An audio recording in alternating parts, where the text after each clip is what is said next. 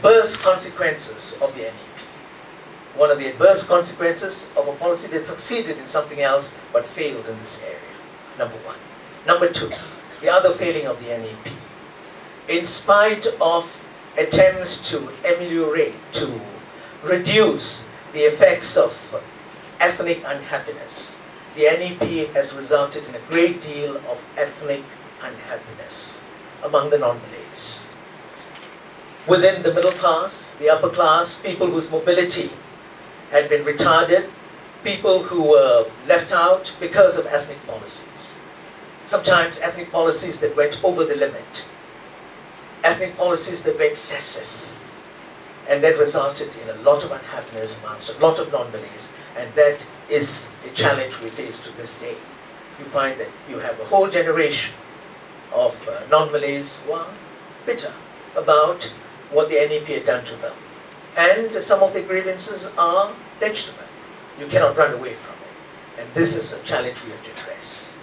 So these are challenges, just looking at the NEP and its impact, that your generation will have to deal with. And this is why, if you reflect on it, I think we have come to a point where we can, while remaining committed to justice, remaining committed to fairness, we can evolve policies that would be able to address both these challenges, the adverse consequences of the NEP. And what would be some of these policies?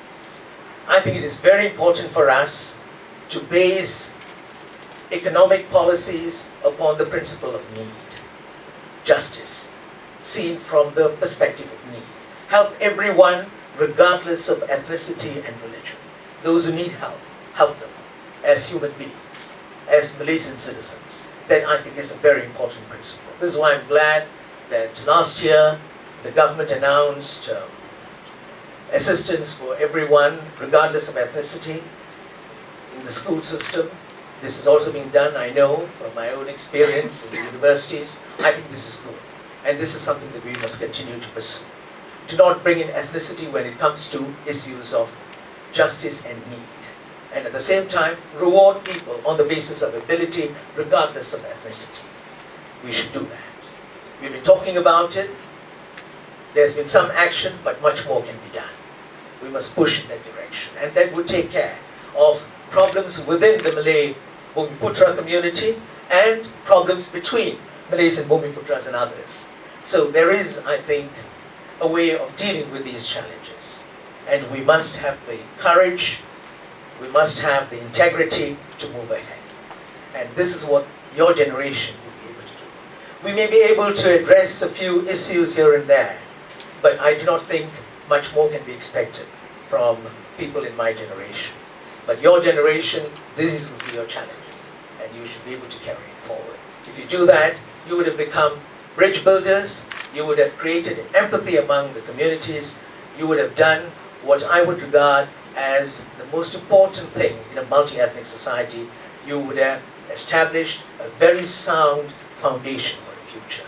Once you do that, once you're connected to fundamental values of justice and fairness, regardless of ethnicity, you're able to create that empathy amongst communities, you can be absolutely certain you're on the right track, and the future is something which the youth will be able to embrace with enthusiasm, with energy, and with hope. Thank you very much.